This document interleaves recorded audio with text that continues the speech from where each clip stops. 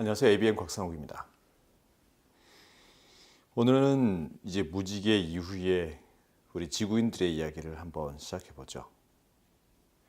그리고 첫 번째로 이 모세가 계시 가운데 집중하게 된 이야기는 바로 노아의 아들 중 한 명이었던 이 함입니다.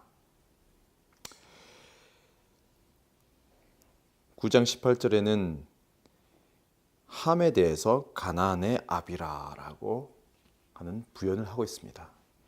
실제로 모세가 살고 있을 그 당시에 가나안은 도덕적으로, 윤리적으로 굉장히 쇠락해 있었죠. 어찌 보면 그 당시에 모세의 귀에 들리던 이 가나안 사람들의 삶의 이야기들과 그리고 계시와 전승을 통해서 전해져 온 이 노아의 아들 함 이야기가 묘하게 이제 뒤섞여 있게 되었겠죠. 그러면서 이야기가 아주 구체적으로 20절부터 시작됩니다. 그러니까 이 함에 대한 이야기를 간단하게 하면서 어찌 보면 우리가 익히 알고는 있지만 좀 충격적인 이야기가 시작되는 거죠. 그건 뭐냐면 바로 노아가 이 술을 마시면서 발생되는 이야기입니다. 성경은 노아가 농사를 시작했다고 했습니다. 그리고 포도나무를 심었어요. 근데 포도주를 마시고 취해서 그 장막 안에서 벌거벗었다고 되어 있습니다. 사실 우리는 의인 노아가 세상의 죄를 정죄하고 스스로 하나님의 온전한 사랑의 율법 가운데서 성민의 그가 왜 만악의 이 악의 뿌리 중에 하나인 술 취함에 빠졌을까 하고 의아해할 수도 있을 것입니다. 하지만 우리가 노아와 그 가족들의 그 삶을 방주에서 나온 그 이후의 삶을 한번 상상해 본다면 사실 우리는 지금 이 순간에 정죄보다는 동정 어린 눈빛으로 노아를 바라볼 수가 있을지도 모르겠습니다. 인간에게도 비슷한 일들이 많이 있죠. 거대한 전쟁이나 대재앙 이후에 이 대중적으로 그리고 개인적으로 나타난 것 중에 하나가 뭐냐면 이 정신세계의 파괴입니다. 극도의 긴장과 불안 가운데서 노아는 거의 1년이라는 시간을 방주 속에서 지냈습니다. 물론 하나님께서 보호해 주셨고 매일의 필요를 공급해 주셨고 그들은 안전했습니다. 하지만 방주의 뚜껑이 열리고 문이 열리고 이 아라랏산에 발을 내리는 순간 어찌 보면 노아는 그 순간부터 자신의 전생에 이제까지 경험했던 익숙해졌던 삶과는 전혀 다른 세계 속에서 살아가야 한다는 그 엄청난 이 중압감에 시달렸겠죠. 추위가 찾아오고 무엇보다도 이 지형과 환경이 완전히 변해 있었습니다. 여전히 하나님께서는 이 땅을 덮어주셨지만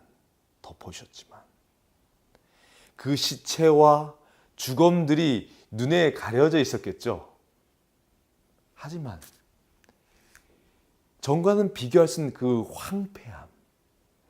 황폐함을 노아는 본 것입니다. 세상을 가득 메웠던 이 같은 피부치들, 형제 자매, 친족들은 더 이상 없었습니다. 여전한 파괴와 재앙의 흔적 속에서 그리고 외로이 이 노아의 가족만 있는 것입니다. 가족만. 물론 급격히 이 동물의 개체 수들이 증가하기 시작했지만 지구는 어찌 보면 무인도처럼 황량하고 쓸쓸하게 그저 없었던 것입니다. 여러분 한번 생각해 보세요. 우리가 이런 대도시, 서울과 같은 도시에 살다가 1년간의 거대한 전쟁과 파괴 이후에 내가 이 도시에 나의 가족 몇과 유일하게 살아남아 있는 사람이라는 한번 그런 상상 속으로 여러분들 한번 집어넣어 보시기 바랍니다. 나머지 사람들은 다 죽은 것입니다. 다시 돌아오지 않습니다. 그들은 다 죽었습니다. 어찌 보면 적막한 골목길을 거닐면서 우리는 이 견디기 힘든 외로움과 고독 속으로 빨려 들어가겠죠. 텅 빈 종로거리, 파괴된 기억. 어찌 보면 노아는 의도하지 않았을지는 몰라도 이 현실, 이 기억으로부터 도망하기 위해서 스스로를 갈기 위해서 술을 마셨는지 모르겠습니다. 그리고 취할 때까지.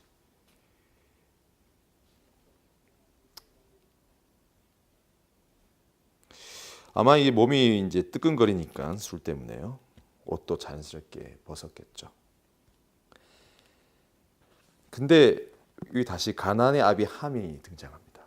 모세는 이것을 기억하면서 지금에 있는 이 가나안 백성들의 그 흉악함과 악함을 여기에 대입을 하고 있죠. 그 아비의 하체를 보고 밖으로 나가서 두 형제에게 고했습니다. 이 이야기를 우리가 굳이 미화할 필요는 없겠죠. 여러 가지 정황을 볼 때 함은 땅이 덮여버리기 전에, 이 땅에 임한 심판이 있기 전에 일과 갖고 있었던 기본적인 죄, 어찌 보면 땅에 편만한 이 죄를, 그 행악의 습관을 아버지에게 그대로 적용했습니다.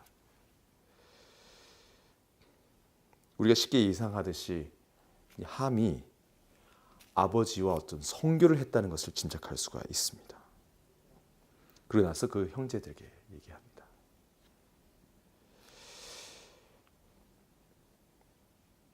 우리는 여기서도 이제 물론 함은 정죄받아야겠죠. 함이 한 행동은 잘못된 것입니다.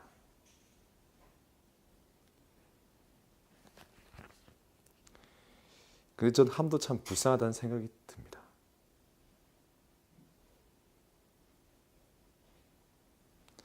어쩌면 그의 정신도 제 정신이 아니었겠죠. 함이 정서적으로 굉장히 취약한, 연약한 사람이었는지도 모르겠습니다. 때문에 이 파괴된 이 지구에서 새로운 희망을 찾는 것이 어찌 보면 힘들었는지도 모르겠어요. 그래서 이런 죄로 자신의 기억을 덮어버리고, 죄로 자신의 양심을 무디게 하고, 죄로 자신의 감성을 파괴해서 이러한 자기를 어찌 보면 감각을 무디게 하려고 했는지도 모르겠습니다.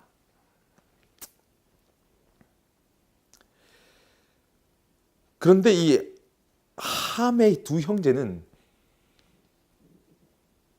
이 함의 이 이야기, 그리고 이 초청에 응하지 않는 모습이 나오죠. 셈과 야벳은 자신들 옷을 취해서 자기들 어깨에 메고 뒷걸음쳐 들어가서 아버지 노아의 몸을, 그 하체를 덮었습니다. 그리고 노아는 시간이 지난 후에 깨서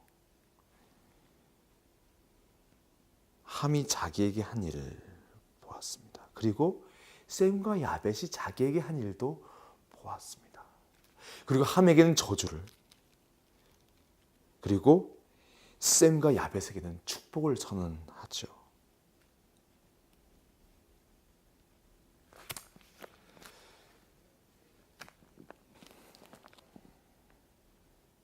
오늘 이 이야기를 보면서 저는 예수님을 다시 한번 생각하게 됩니다. 사실 예수님은 파괴된 지구에 오셨습니다.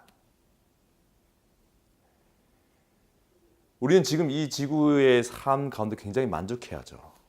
나는 집도 예쁘게 꾸미고 정원도 가꾸고 말이죠. 하지만 어찌 보면 예수님의 시선에서 본다면 이 지구를 그리고 우리 한 사람 한 사람을 인간을 자신의 형상으로 창조하셨던 바로 그분께서 이 땅에 오셨을 때 예수님의 눈에 비친 이 세상은 파괴, 재앙에 둘러싸여 있는 삶 그 자체였을 것입니다.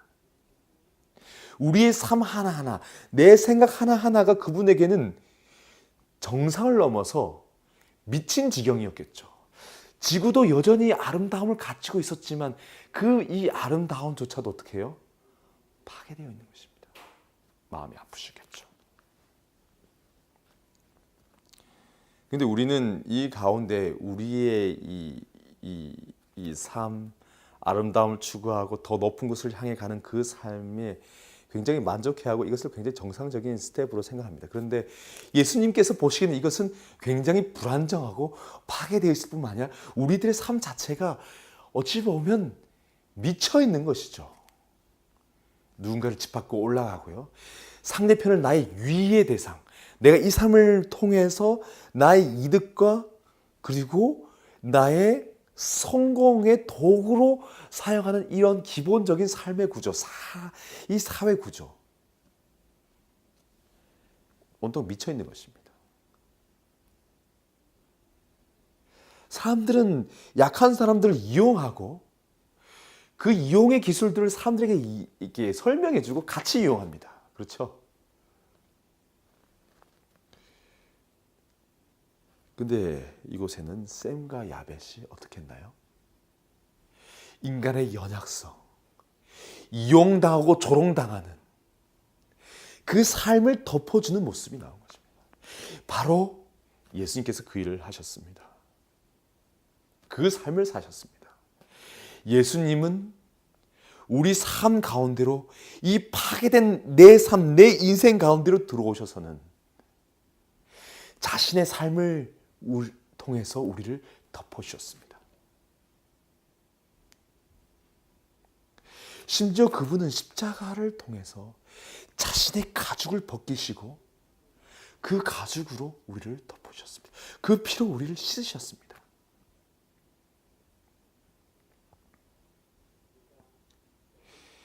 홍수 이후 파괴된 이 지구, 그리고 인간의 죄 이후에 파괴된 인간의 모습. 지금 우리의 이 모든 상황은 이 지구별과 지구인들은 이 예수님처럼 덮여지기를 기다리고 있습니다. 이것은 이 그린피스라든지 아니면 다양한 사회 운동을 통해서 지구를 살리고 지구가 원래 아담에 있었던 그 에덴의 모양으로 회복되길 바라는 그러한 운동을 뿐만 아니라 인간의 본성, 인간의 연약함, 파괴되고 찢어진 이 가족관계, 무너진 사회 공동체, 이 모든 것에 대한 회복도 의미하는 것이죠. 그리고 그 회복에는 바로 예수님이 하셨던 것처럼 자기 자신을 통해서 내가 낮아지고 내가 벗겨지는 것을 통해서 내 이웃이 덮여지는 그런 과정을 요구하고 있는 것입니다. 실제로 예수님께서는 굉장히 재밌는 요청을 많이 하셨죠. 누군가가 네 옷을 원하면 어떻게 해요? 이게 다 벗어주라는 것입니다. 물론 우리가 귀했던 그때의 옷 한 벌을 더 나눠주는 그 행동뿐만 아니라 예수님은 거의 모든 자신의 삶을 통해서 어떻게 해요? 네가 네 친구를 위해서 죽는 것보다 의로운 게 무엇이냐? 네가 네 친구를 위해서 네 친구의 이 하체의 벗음, 네 친구의 이 추악한 죄를 덮어주는 그 행위보다 좋은 것이 무엇이냐고 우리에게 초청하고 있는 것입니다. 그리고 예수님께서 스스로 그렇게 하셨죠.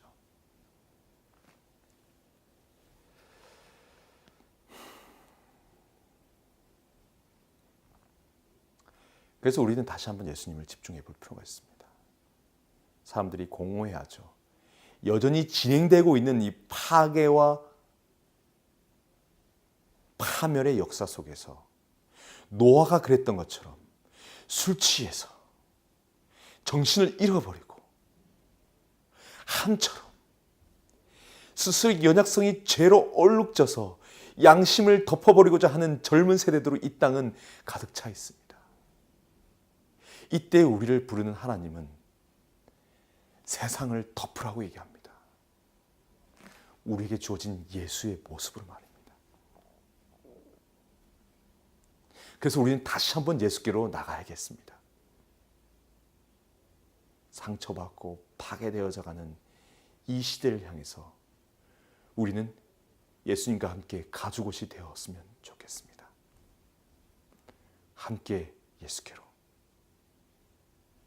아버지, 저희가 예수님께 집중해서 내 친구의 추함을 집중하는 것이 아니라 예수님께 집중해서 예수님이 옷 벗으시는 그 모습을 집중해서 바라보고